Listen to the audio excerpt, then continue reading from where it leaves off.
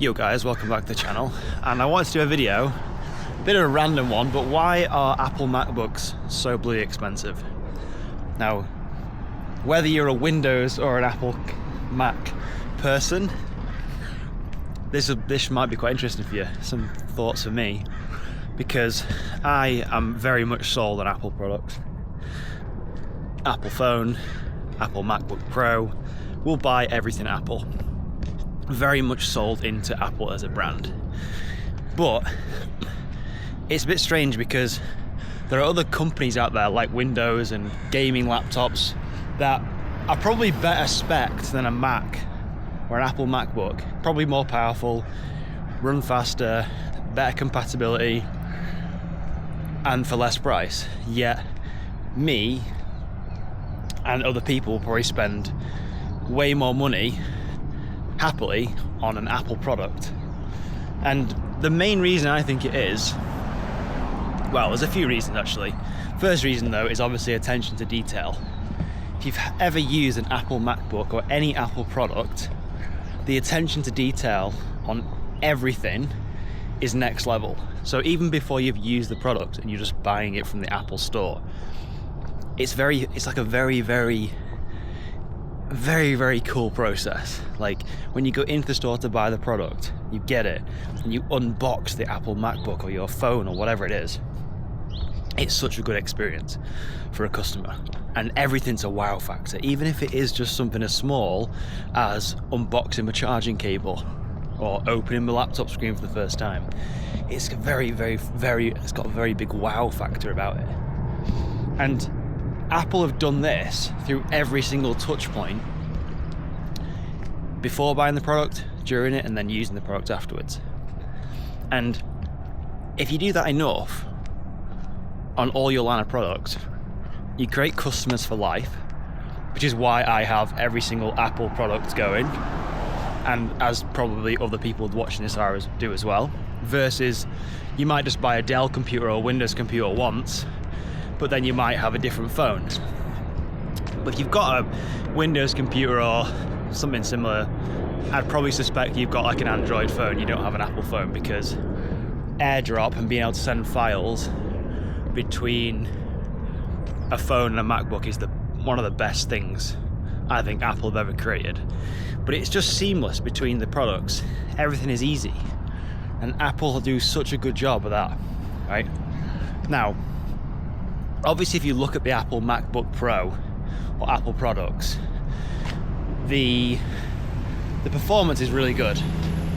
Software is really good. The hardware is really good. Even the tracking pad that Apple MacBooks have is second to none. It's actually like a glass screen, I think.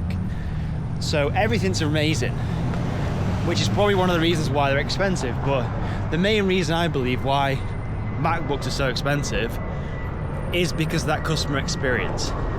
And kind of my reason for making this video was after a chat I was having with Peter, my business partner before this, and we were talking about wealth, valuing yourself, and where you are in the market. And it took me a while to value myself and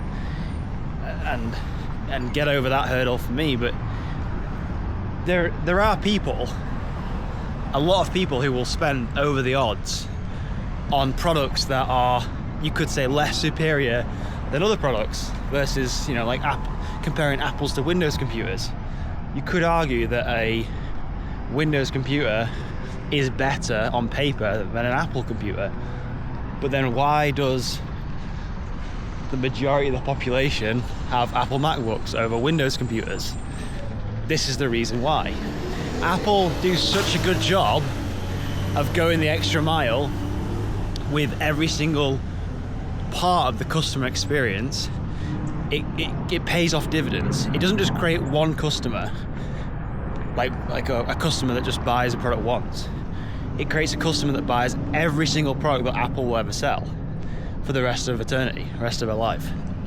And that's kind of what I'm trying to think about now, and what Peter is also doing the same with our stuff. Like, how do we create products that aren't just products? They're like they're a whole experience for a customer, and they make people want to continue buying from us over and over again, be it a new version of a product, a completely new product in the same market, anything, a subscription.